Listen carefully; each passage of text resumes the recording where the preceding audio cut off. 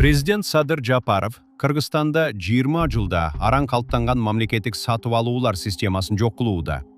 Аныда мамлекет өз акчасына түптөгөн эмес, долбоорго эл аралык донорлор каражат бөлгөн.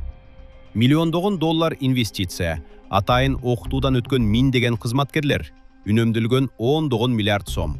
Азыр баарынын быт-чыты чыкты. Бул бир дем менен көрө турган детектив десек болот. Жашыруун шифрлер, жасалма фирмалар, чиновниктердин сырдуу туугандары, ковидке каршы дар-дармектин ордуна жолбун иттерди атып өлтүрүү. Өлкөдө ачык айкын мамлекеттик сатып алуулар системасы иштеп турганда, журналисттер менен коммерциялык эмес уюмдар жыл сайын ондогон ушундай жаңы схемалардын бетин ачып турчу. Бул схемаларды болсо бюджети тыымызын тоногонду адат кылган аткаминерлер ойлоп табышчу. Мамлекеттик сатып алууларга байланышкан журналисттик иликтөөлөр акырындык менен тийиштүү мыйзамдарды, аны менен катар өлкөнү жакшы жакка өзгөртүп баштаган. Бирок бул аралыкта чиновниктер да шылуундардын бетин ачкан журналисттерге колунан келишинче каршылык көрсөтүп келишкен. Бирок мурда бул тыымызын сабаташ болсо, азыр Садыр Жапаров бийликке келгени ачык айкындуулукка каршы согуш ачыкка чыкты. 2025 жылы 30 январда Жапаров мамлекеттик сатып алуулар мыйзамына түзөтүү киргизүүгө кол койгон. Андагы негизги сөз мамлекеттик тапшырма. Бул деген мамлекет мындан ары бир нерсе сатып ала турган болсо, тендери жок эле, түз буйрутма берет дегенди түшүндүрөт. Мектептер, ооруканалар, жол оңдоо, фестивалдар жана президенттин иш башкармалыгынын сатып алуулары, мунун баарын чиновниктер жабык эшик артында тандап алган жалданмачылар аткарат. Дагы бир шумдуктуудай көрүнүш 50% өзүбүздүкүлөргө эрежеси. Негизги жалданмачы иштердин жарымын тендери жок эле субжалданмачыга бере алат. Бул дагы жашыруун жүрөт. Депутат Дастан Бекешев бул мыйзамды ачык эле мамлекеттик буйрутма жөнүндө деп атап келет. Атаандаштык жоголот, долбоорлор кымбаттайт, сапат төмөндөйт. Экономика министрлиги болсо, мурда эң арзанын издечүбүз, азыр болсо ишенимдүүсүн издеп калдык деп актанат. Эгерде кыргызстандык аткаминерлер ачык айкындуулукту анчалык жактырышпаса, Кыргызстанда мамлекеттик сатып алуулар институту кандайча пайда болгон? Кыскача жооп: эл аралык донорлордун кысмагы менен. Принцип жөп жөнөкөй болчу. Пайда алып келүү үчүн насыя же грант алууну каалайсыңбы? Биз берген акча кантип, кайда сарпталарын ачык көрсөткүлө деген талап коюлган. Жана бул узак жолго Кыргызстан мындан дээрлик 30 жыл мурда алгач ирет кадам таштаган. Анткени менен 2010-2020 жылдардын ортосунда бул тармак региондогу эң мыкты жолго коюлган система деңгээлине өсүп жеткен.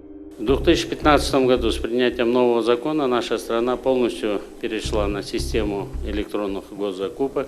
Спасибо нашим международным финансовым друзьям.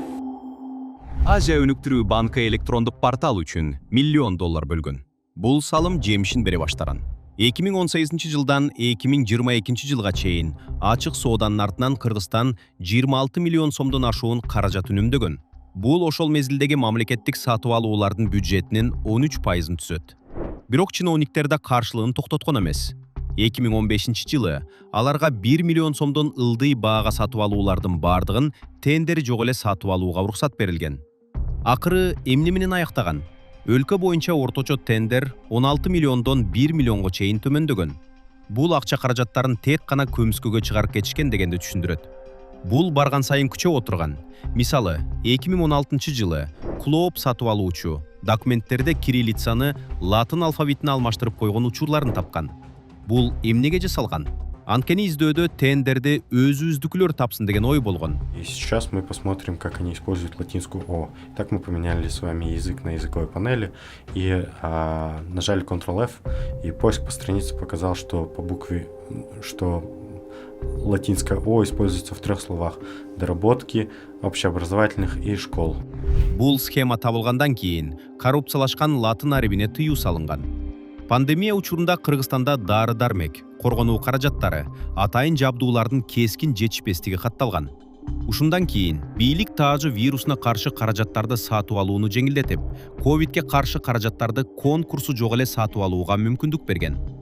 Муну албетте чиновниктер дароо пайдаланып калышкан. Кантип? Ушул жеңилдетилген жол менен оюна келгендин баарын гүлдүн ургунан баштап, мейманкана кызматына чейин сатып алууга чейин аракет көрүшкөн. Ал тургай жолбун иттерди аттырууну дагы ушуга аралаштырышкан. Ал эми фейк атаандаштык тууралуу уккан чыгарсыз. Мисалы, депутат Абдимуктар Маматовдун үй бүлөсү өзүнүн эле компаниясынын клон фирмалары менен тендерге катышып, жасалма атаандаш жаратымыш этип, мамлекетке ондогон миллион сомго күйүүчү май саткан. Мындай көрүнүштөрдүн алдын алып көзөмөлдөгөндө эч ким болгон эмес.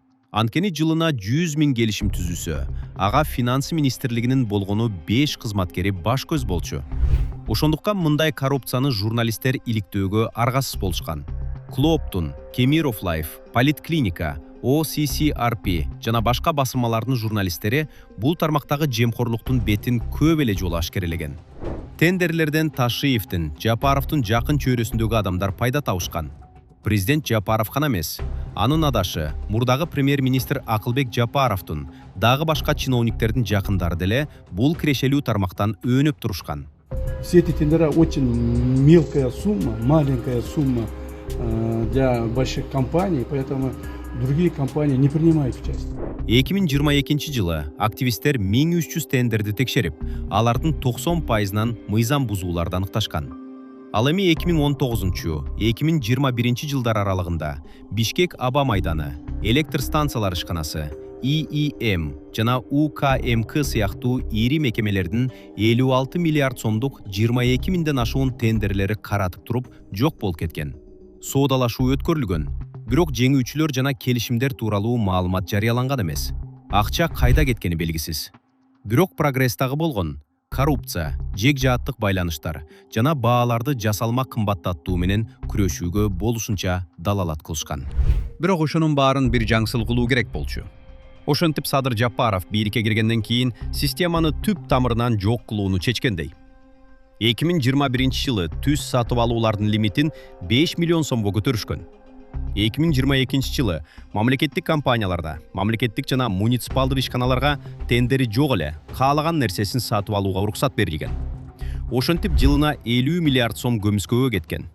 2023 жылы аналитиктердин машина окуй турган маалыматтары порталга жүктөлбөй калган. Жаңы жана эски сатып алууларды анализдөө мүмкүнчүлүгү жоголгон. Бул деле жардам берген эмес. Журналисттер мыйзам бузууларды дагы деле таап жатышат. Мисалы 2024 жылы OCCRP, Кемиров Лайф, Клоп жана Власть басылмалары президенттин иш башкармалыгынын 100 миллион доллардык 11 долбоору президент Садыр Жапаровдун жакындарына байланышы бар фирмаларга берилгенин далилдешкен. Акыркы түзөтүүлөр ачык айкындуулуктан баш тартууну толук мыйзамдаштырып берди. 20 жылдык реформа жана донорлордун Кыргызстандын келечегине салган миллиондогон доллар каражаты кумга сиңген суудай жок болду. Бюджеттин каражаты кайда сарпталды? Мындан ары жашыруун. Эми бийлик абак жайларындагы соттолгон адамдар даярдаган товар же кызматтарды тендерсиз сатып алууну киргизүүнү көздөп жатат.